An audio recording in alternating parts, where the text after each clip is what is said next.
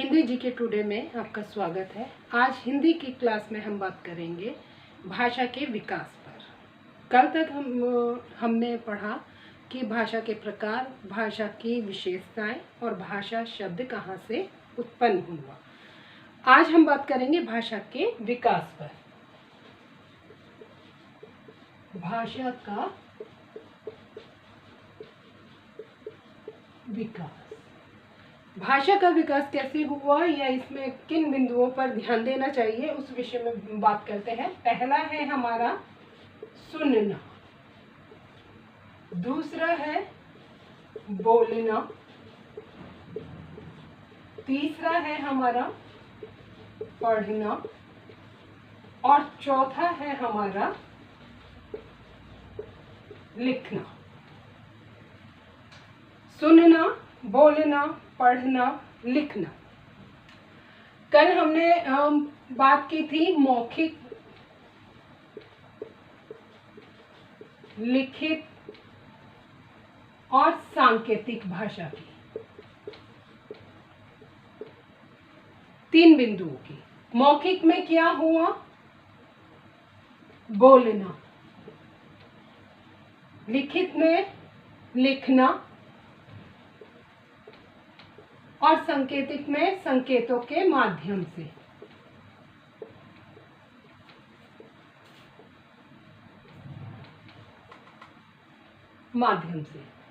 अब मौखिक में जब हमने बोला, फिर उसको लिखा और संकेतों के माध्यम से।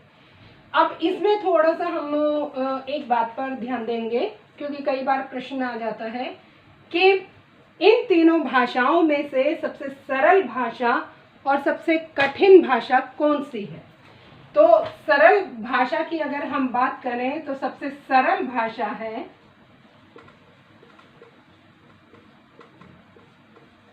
मौखिक। अब मौखिक क्यों कहा? क्योंकि इसमें जो ध्वनि है उसकी आवाज नहीं है, अर्थात मन में जितने भी भाव आते हैं तो उनको हम बहुत ही सहजता से दूसरे तक पहुंचा सकते हैं। इसलिए उस भाषा को सबसे सरल कहा, क्योंकि इसमें व्याकरण की आवश्यकता नहीं होती, अन्य माध्यमों की आवश्यकता नहीं होती। मौखिक भाषा हमारी कौन सी हुई? सबसे सरल भाषा। प्रश्न आता है कि सबसे सरल भाषा कौन सी है, तो हमें पता होना चाहिए मौखिक भाषा। फिर है सबसे कठिन भाषा। सबसे कठिन भाषा में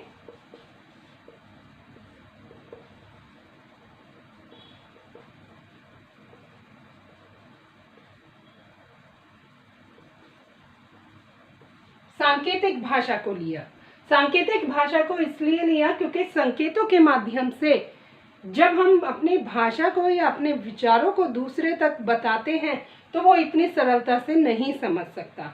हम जिन भावों के द्वारा मनुष्य को अपने विचार प्रकट करना चाहते हैं तो वो संकेतों के माध्यम से उसको भली भांति नहीं ग्रहण करता, उसमें उसको बहुत परेशानियां आती हैं। तब कहीं जाके वो एक दो बिंदुओं पर पहुंचता है कि शायद दूसरा व्यक्ति ये कहना चाह रहा है। इसलिए कठिन भाषा कौन सी हुई हमारी? सांकेतिक भाषा। कठिन भाषा, सांकेतिक भाषा। सरल भाषा का प्रश्न आता है तो हमारी हुई मौखिक, और अगर कठिन भाषा का प्रश्न आता है तो हमारी हुई सांकेतिक, क्योंकि संकेतों के माध्यम से हम अपनी बात को दूसरे को बहुत सरलता से नहीं समझा सकते। अब इसके बाद हमारा आता है कि भाषा का विकास क्यों और कैसे हुआ। अब देखिए, इन सब में ये चार बिंदु जो हैं हमारे बहुत महत्वपूर्ण हैं कि पहला है हमारा सुनना। सुनना यानी जो व्यक्ति अपनी बात कह रहा है, दूसरा व्यक्ति उसको सुनता है। और सुनता कैसे है? जैसे पहले वाले व्यक्ति ने कहा वैसा ही दूसरा व्यक्ति उस चीज को सुनता है। सुनने के बाद फिर वो उसी चीज को बोलता है, यानी जैसा उसने लिया वैसा ही उसको उसने ग्रहण किया और वैसा ही उसको फिर उसने पढ़ा। और जब इन तीनों चीजों को वह कर लेता है तो उसके बाद उसका प्रयोग भी वैसा ही करता है। लिखना यानी प्रयोग करना, कि फिर वो प्रयोग भी कैसा करता है? वैसा ही करता है। यानी जैसा हमने शब्द सुना वैसा ही हमने बोला, और वैसा ही बोलने के बाद हमने उसको वैसा ही पढ़ा, और पढ़ने के बाद हमने उसको वैसा ही लिखना शुरू किया। तो यहाँ पर क्या है, अगर ये चारों चीजें व्याकरणिक तौर पर हमारी जरा भी गलत होती हैं तो हम उसका उच्चारण उसी रूप में करेंगे। अगर हमने सुनने में गलती कर दी तो हम बोलने में भी कहीं ना कहीं उस चीज के उच्चारण में गलती करते हैं, और फिर हम उसको पढ़ने में भी गलती करते हैं, और पढ़ने के बाद हम उसको लिखने में भी गलती करते हैं। जैसे एक छोटा सा उदाहरण है,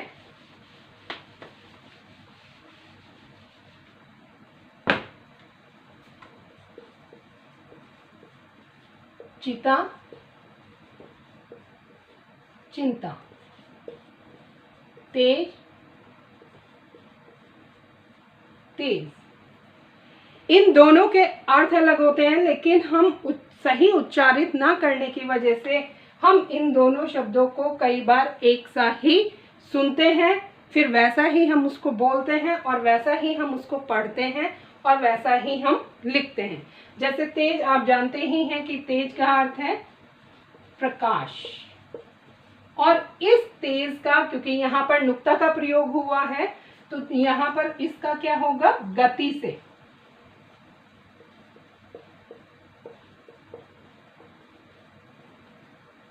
अब हमने उच्चारण तो इसका किया, यानी हमने शब्द बोला ये वाला, लेकिन दूसरे ने अगर ये वाला सुना तो वो जब इसका प्रयोग करेगा तो इसके अर्थ में भी परिवर्तन आ जाएगा। यानी व्याकरणिक तौर पर देखें तो दोनों के अर्थ में परिवर्तन होने के कारण, और वो परिवर्तन कहाँ से आया, हमारा व्याकरण के उच्चारण यानी शब्द के उच्चारण के कारण।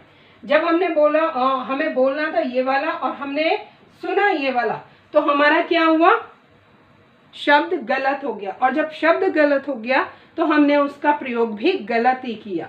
तो यहाँ पर आया कि हमने सुना, फिर उसको बोला, और बोलने के बाद फिर हमने उसको पढ़ा, और पढ़ने के बाद जब हमने लिखा तो हमारा एक ही शब्द चारों तरफ से गलत हुआ, और गलत होने के बाद जब हमने उसको वाक्य में प्रयोग किया तो वहाँ पर वाक्य के प्रयोग के आधार पर उसका जो दूसरे ने अर्थ लिया वो भी गलत ही लिया। इसलिए भाषा के विकास की अगर हम बात करें तो भाषा का विकास इन 4 बिंदुओं पर बहुत महत्वपूर्ण है, क्योंकि ये चीज़ें अगर हम भाषा शिक्षण कौशल के आधार पर लें, जो आगे चर्चा भी होगी, तो उनमें ये चीज़ें बहुत महत्वपूर्ण हैं। अब आप बात करेंगे कि ये तो कोई ऐसा अहम बिंदु नहीं है कि इस पर चर्चा की जाए, लेकिन अगर हम व्याकरणिक तौर पर देखें तो ये महत्वपूर्ण बिंदु है, क्योंकि हम जैसा सुनते हैं, बोलते हैं, लिखते हैं, वैसा ही हम प्रयोग करते हैं। छोटे बच्चे का अगर मैं उदाहरण दूं कि छोटा बच्चा जब कक्षा में होता है तो जैसे उसका टीचर उसके सामने उच्चारण करता है वो उसको वैसा ही ग्रहण करता है और वैसा ही वो आगे उसका प्रयोग करता है।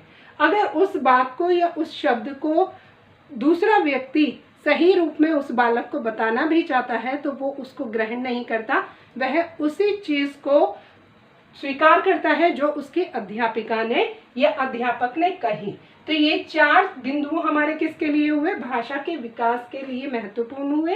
अब हम इससे आगे बात करेंगे व्याकरण की।